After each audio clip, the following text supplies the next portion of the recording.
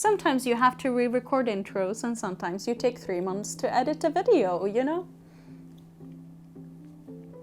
Anyways, hey if you're new here, my name is Lilia and today I am making an 1896 walking skirt. This is part of my 1896 sewing machine like ensemble and I thought I'd show you what basically my inspiration for this project. Isn't she pretty?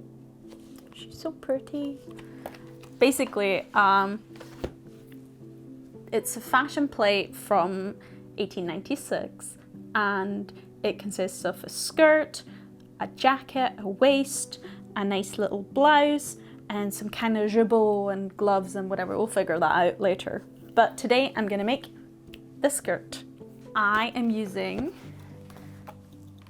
the Keystone Jacket and Dress Cutter, a treatise on jackets, dresses, and other garments for women. It's a way to draft patterns where you just put in your measurements and it will be your size in the end, which is really cool. Obviously, there's always some tweaks, you know, you always need some tweaks, but in general, it will fit the inputs that you give it. And I am so excited about using this. It is a beautiful book, so interesting. Just thinking about the book makes me go, good book, good book. And then I'm gonna use my trusty, authentic Victorian dressmaking techniques and household sewing with home dressmaking for the kind of makeup and how to make it up, because obviously this guy is just a pattern and this guy is the instructions. So I'm gonna make a classic gored skirt, which means that it's like fitted at the top and like it comes in several panels. Earlier you would maybe have 2 or 3 big panels that were gathered together, but this one reduces the bulk at the waist and it's usually pleated at the back only. So I'm like very excited about that. I'm going to be using this lovely Holland and Sherry wool that was gifted to me by a teacher, an old mentor of mine. Shout out to Sarah.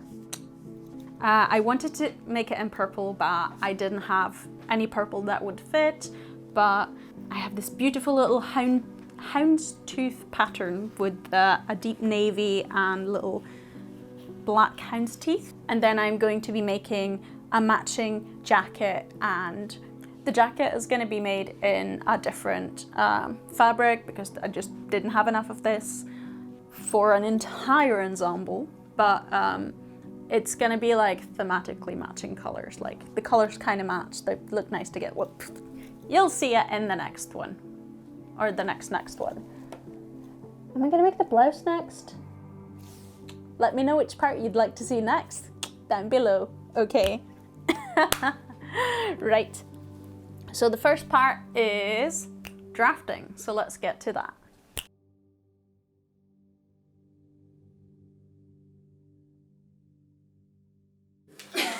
I'm trying to use this thread as a pivot point to draw the edge of the hem of my skirt. But Doodles is like, no, this is for me. This thread is for me. You are not gonna get to do this work. Nope.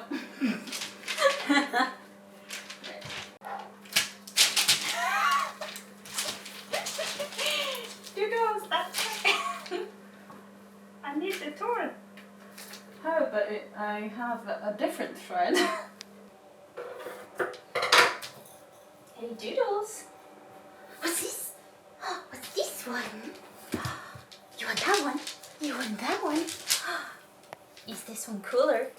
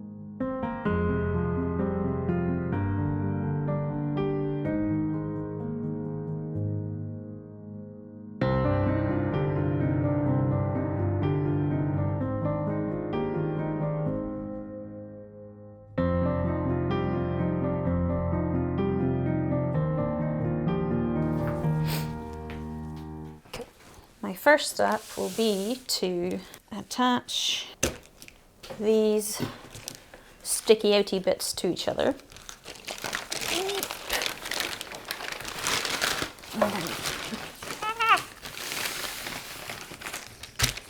That's fine, this is fine. Yeah, and then that one attaches to that one. And then I have long skirt piece. I think I am going to attach those before I cut out the tarlatan, because the tarlatan might actually be wide enough for all the pieces, so I don't need to piece the tarlatan. I've decided to go with tarlatan. It was between that or cotton organdy, and this fabric's it's a very beautiful fabric. However, it's quite thin, so it definitely needs some body so it won't just look really thin and flimsy. Right, so I'm gonna interline it with tarlatan to give it some body. First, I'm gonna attach all the extra bits to each other. And the good thing about the thread marking I did earlier is that since I've thread marked all the way through, I can just snip between them without... I need better scissors, hold on.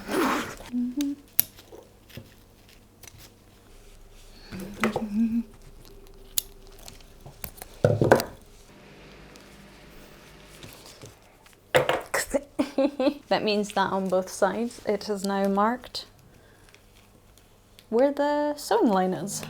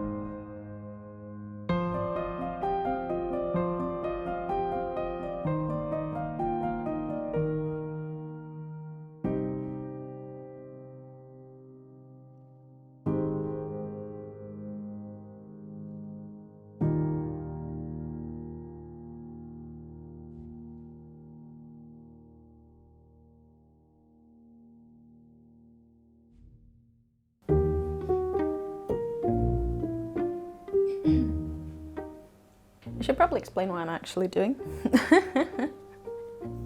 I'm just basting the tarlatan and the wool together so that they stay together when I sew them. And then afterwards I'll unpick them when the skirt is finished. No!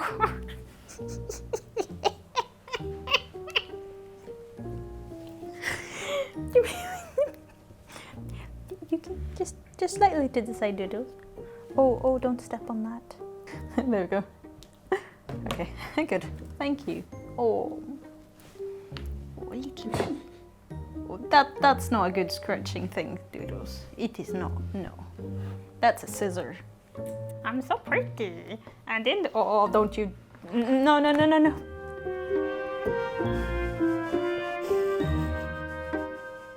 Doodles. I cannot get replacement fabric for this. Please, don't make biscuits on my fabric. Could you like maybe move like a tiny bit right? Just a little bit. You know, like it's literally right there that I need to stitch. If you could, you know, move a little bit to the side, I'd very much appreciate that. Thank you, good girl. See if I can... Thank you. Yeah, it really needs a lint roll now. I'm just going to baste along the top as well and baste the pleats so that I know exactly where to sew them, because I don't think I did the thread marking correctly. I am just going to pin all the seams now. I'm finished basting, and since I had to do some piecing on the back of the skirt here, I'm just making sure that the piecing pieces line up with each other so that it doesn't look really silly and that everything is straight and neat. I think I'm gonna baste this seam. I don't think I'm gonna bother with the other ones because they're kind of nice, but I think I am gonna baste this seam because I feel like it's the one that is the most likely to go out of shape as I'm stitching, as it is the only one that's completely on the bias. And despite the tarlatan, I'm a little bit worried that it's gonna move. So, cool. Then I just need to leave some space for the placket.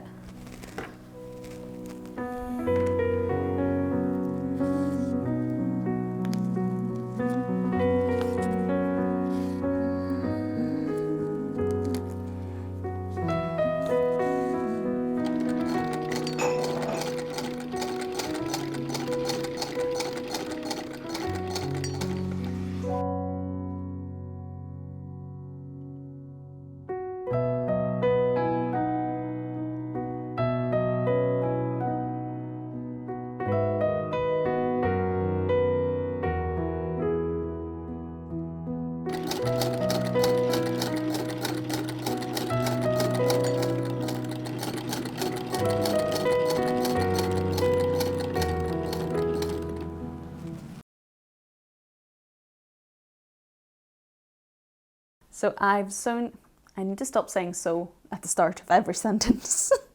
I've finished sewing the skirt seams now, the vertical ones, and I think the next step will be the placket because it needs to be on before the waistband. I have consulted the tomes of knowledge. Right, I've consulted the books and I think I've figured out how the placket is supposed to go in. Like, I mean, I know how to do a normal placket, but I wanted it to be made the way that it would have, and it's pretty similar to like how you would normally just make a placket. But basically, hooks and eyes. One side there's a folded edge that gets stitched onto the skirt and then turned under.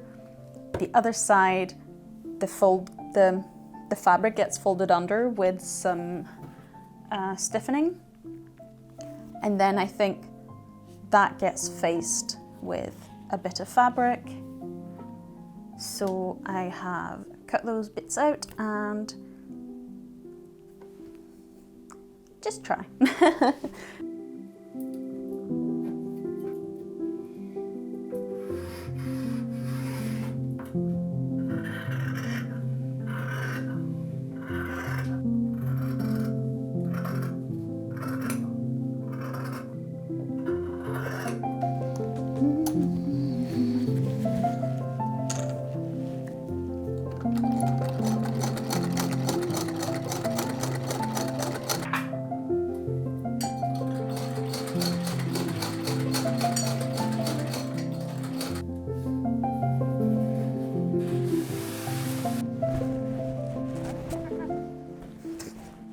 It's so big.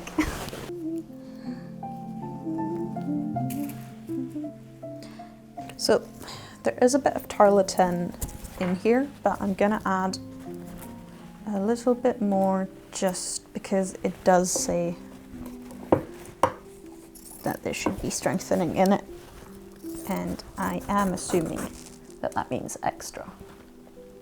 So.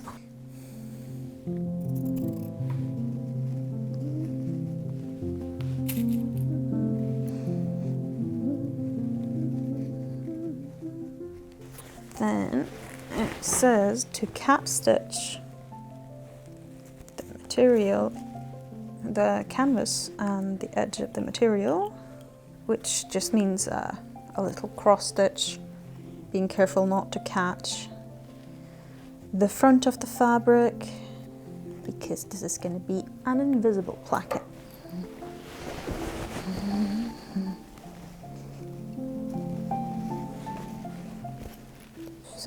taking care not to catch any on the front, but I am trying to catch the canvas underneath the canvas,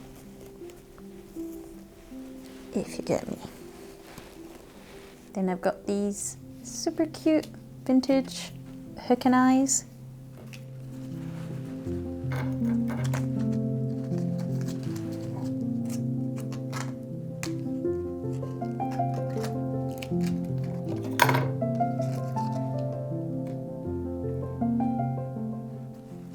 Just stitching the hooks to the bit I just folded over and tacked down. And then the eyes are going to go in between the seam on the other side.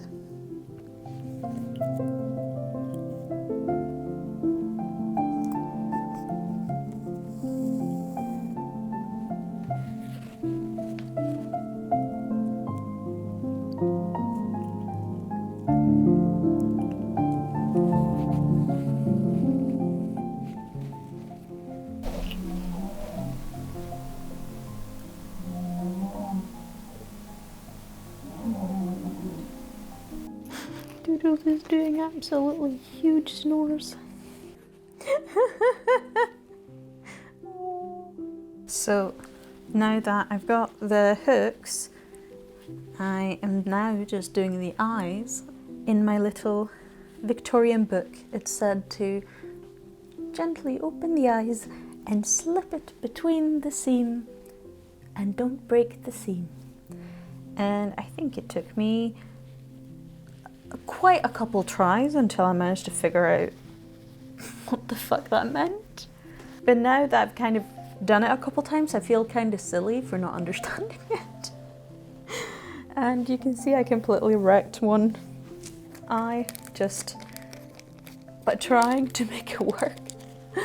But basically, so it is not opening the eyes that way, as one might expect, or well, as silly me expected, but it is opening that way.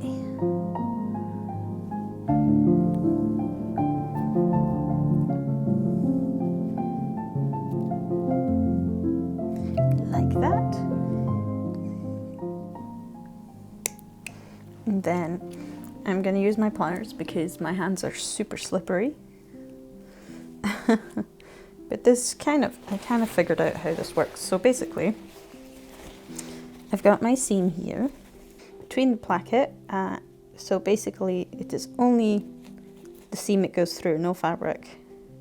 So now you see, on the other side, I've got my two eyes and the eyes of the eye, and then I just squash them back into place.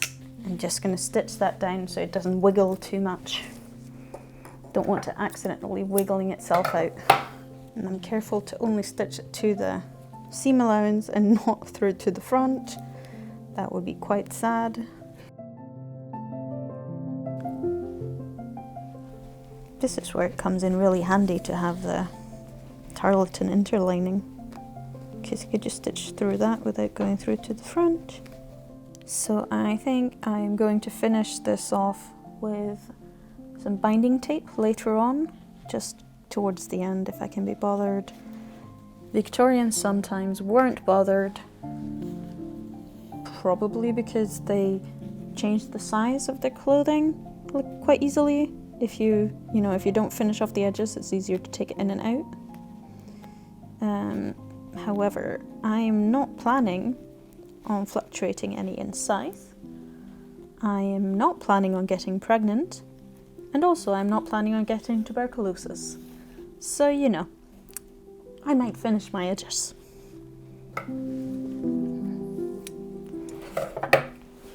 Nice. Then I can do the waistband.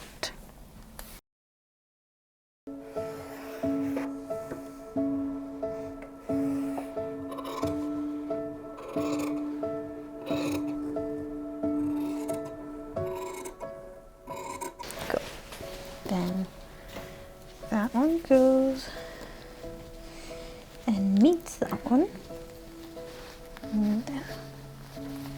That's the middle. So I think it basically follows it. Let the darts lay backwards. So I need to pleat all of this into this.